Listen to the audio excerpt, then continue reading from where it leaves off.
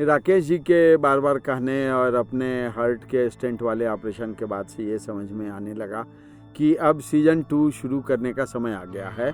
तो बिना किसी लंबी भूमिका के मैं ये कहना चाह रहा हूँ कि बीए प्रथम वर्ष के लिए पहला प्रश्न है सीज़न 2 में, कुषाण कौन थे? कनिष्क की उपलब्धियों का वर्णन करें। पश्चिमी चीन में गोबी प्रदेश में रहने वाली यूची जाति की 5 शाखाएं थी, जिनमें से एक का नाम कोई चाउ आंग था।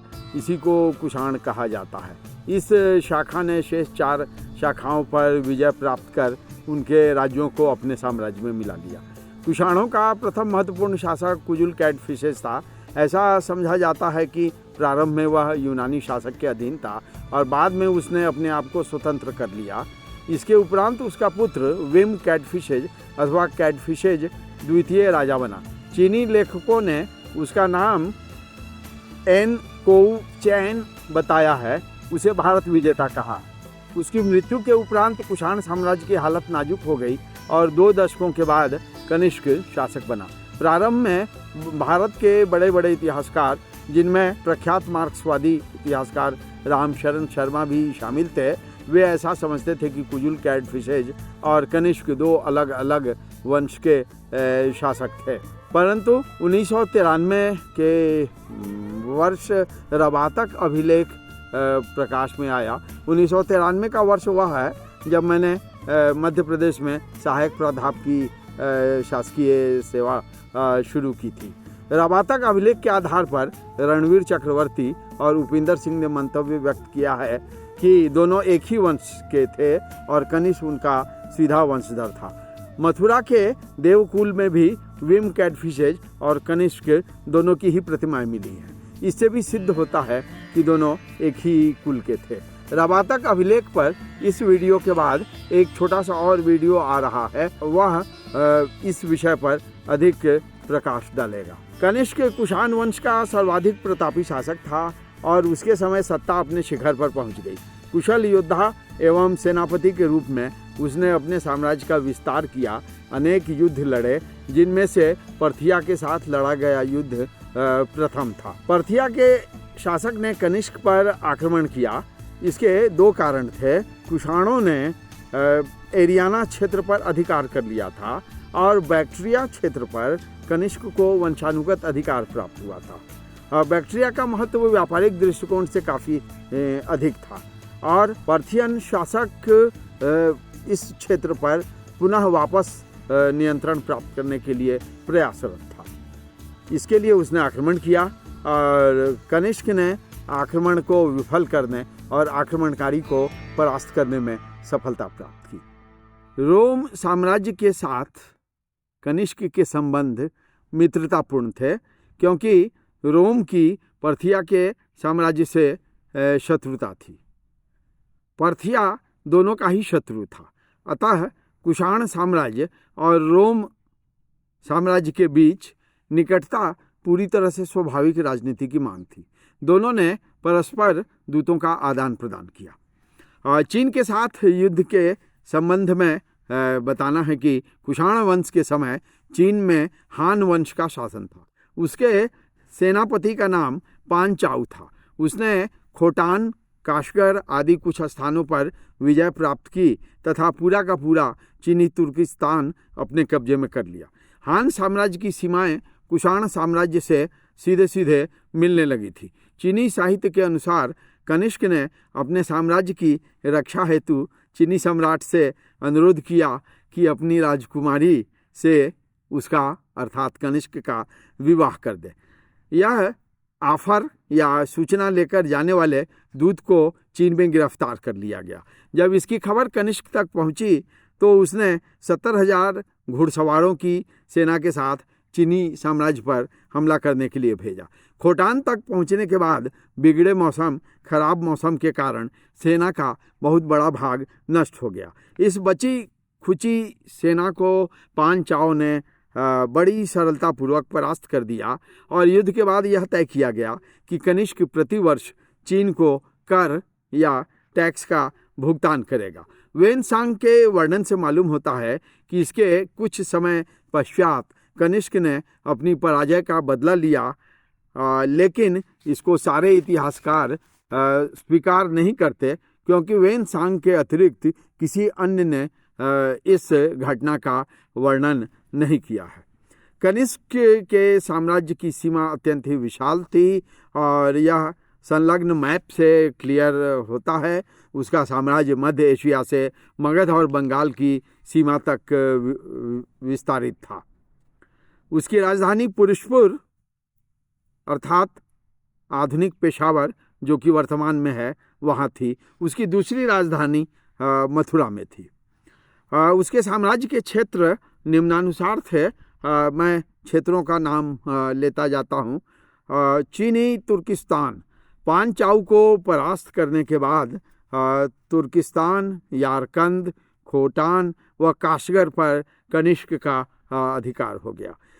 बैक्ट्रिया का क्षेत्र कनिष्क को वंशानुगत उत्तराधिकार में प्राप्त हुआ था एवं पर्थिया के साथ युद्धरत होकर उसने अपनी इस विरासत की रक्षा की थी।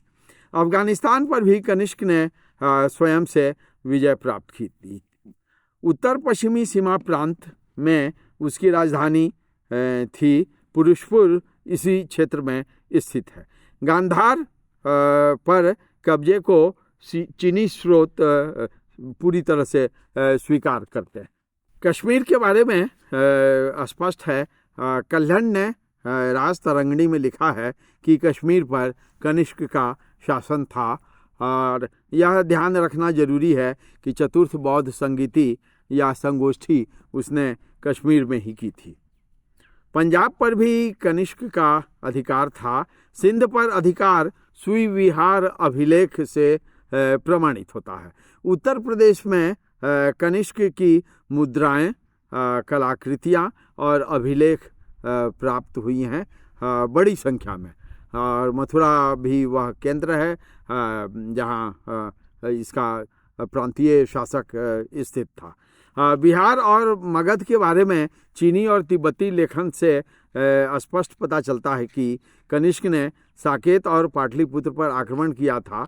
बौद्ध परंपराओं में भी उल्लेख है कि कनिष्क ने पाटलिपुत्र को जीता था और इसके बाद अश्वघोष को वह अपने साथ ले गया था। बंगाल एवं उड़ीसा पर कनिष्क का शासन माना जाता है, लेकिन यह संदेह से परे नहीं है। इसी तरह नेपाल पर भी उसके शासन को पूरी तरह प्रमाणित या संदेह से परे नहीं माना जाता है। मध्य प्रदेश और पश्चिमी भारत में उसके शासन होने के पक्ष में तर्क दिया जाता है, लेकिन इस पर भी एक मत नहीं है। कनिष्क की शासन व्यवस्था के संबंध में व्यवस्थित जानकारी नहीं मिलती है। चीनी साहित्य से ज्ञात होता है कि उसने अपने साम्राज्य में शासक नियुक्त किए थे। सारनाथ के अभिलेख से ज्ञात होता है कि उसका शासन प्रांतीय क्षत्रपों के द्वारा होता था। एक की राजधानी मथुरा और दूसरे की संभवतः काशी थी।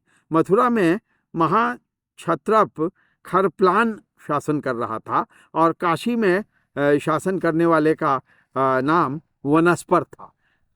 इन शासकों के द्वारा स्थापित प्रशासन का स्वरूप मूलतः सैनिक आधार पर था। सांस्कृतिक उपलब्धियों के क्षेत्र में कनिष्क अत्यंत ही विराट उपलब्धियों वाला सिद्ध होता है। इसकी मुद्राओं पर यूनानी, ईरानी और हिंदू देवी देवताओं की छवि मिलती है, जिनमें हेरेक्लीज, सेरापीज, सूर्य, चंद्र, अग्नि, शिव की छवि है। इससे पता चलता है कि धार्मिक विचारों में कनिष्क सर्व समावेशी प्रकार की नीति का पालन करता था। संयुक्त रत्न पिटक से ज्ञात होता है कि अशोक की तरह कनिष्क भी अपने निजी व्यवहार में खून का प्यासा और रक्त पिपासु प्रकार का था।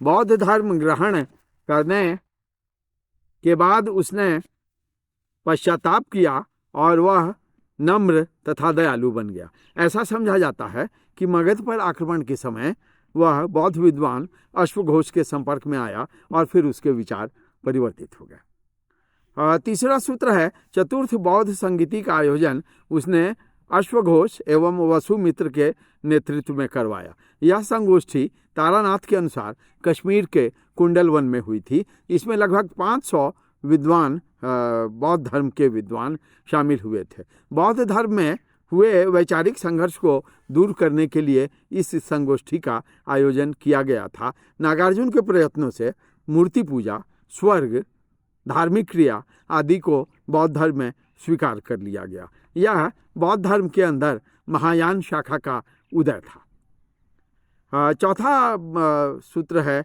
साहित्य की उन्नति। कनिष्क के काल में उसके दरबार में अनेक साहित्यकारों को आश्रय प्रदान किया गया था। बुद्ध चरित्र एवं सौंदर्यानंद के लेखक अश्वघोष, शून्यवाद के प्रवर्तक नागार्जुन, आयुर्वेद के जन्मदाता एवं चरक संहिता के लेखक चरक भी कनिष्क के दरबार में आश्रय प्राप्त करते थे। संस्कृत साहित्य की कनिष्क के समय काफ़ी उन्नति हुई। पांचवा सूत्र है व्यापारिक उन्नति। कनिष्क के साम्राज्य में बैक्ट्रिया व्यापार का प्रमुख केंद्र था। रोम के साथ मैत्री होने के कारण उसके साथ भी व्यापारिक संबंध स्थापित हुए। भारत से प्रसाधन सामग्री और वस्त्र एवं आभूषण निर्यात किए जाते थे और बाहर से उसके स्थान पर सोना आता था। पूर्व प्राचीन काल में या कनिष्क के पहले वाले काल में बौद्ध मूर्ति कला में महात्मा बुद्ध की मूर्तियों का निर्माण नहीं किया जाता था। उनका प्रतीक रूप में प्रस्तुतिकरण उनके पद चिन्ह, बोधि वृक्ष, आसन आदि के द्वारा दिखाया जाता था। महायान के उदय के पश्चात महात्मा बुद्ध की मूर्तियां और उनकी पूजा को बहुत प्रमुखता मिली। इन मूर्तियों का निर्माण गांधार प्रदेश में होने के कारण इसका नाम गांधार कला पड़ा। इसमें धार्मिक विषयों व अभिप्राय को व्यक्त करने के लिए यूनानी तकनीक का प्रयोग किया गया है। इस कारण इसको इंडो ग्रीक या ग्रीको बुद्धिस्ट आर्ट भी कहते हैं।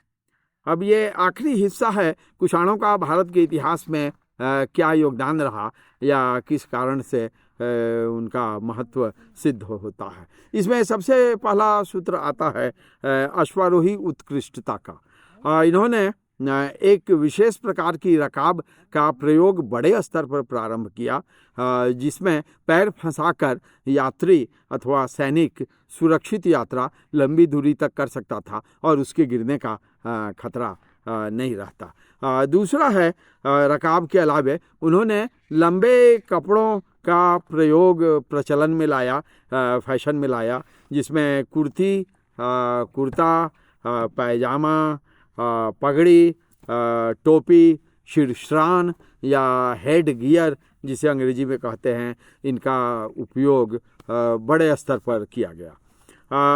चौथा है रामशरण शर्मा ने अपने इतिहास ग्रंथ में ऑक्सफोर्ड से प्रकाशित में लिखा है कि मध्य एशिया के अल्ताई पहाड़ के पास से सोना खोदकर भारत में लाया जाने लगा। मैं उम्मीद करता हूँ कि इस संक्षिप्त प्राइमर के बाद आप पुस्तकों से अपने नोट तैयार करेंगे और उसको परीक्षा में लिखेंगे और अधिक अंक प्राप्त करेंगे। एक और चीज़ कहना है कि सीजन 1 के समय मैंने कभी नहीं कहा था लाइक, शेयर एवं सब्सक्राइब करने के लिए, लेकिन जैसा मुझे बताया गया है यूट्यूब की जो संख्या की बाध्यता होती है उसके अनुसार आवश्यक है कि संख्या में वृद्धि की जाए ताकि लाइव रिकॉर्डिंग की जा सके। तो इसलिए आपसे अनुरोध है कि चैनल को लाइक, शेयर एवं सब्सक्राइब करें। Thank you.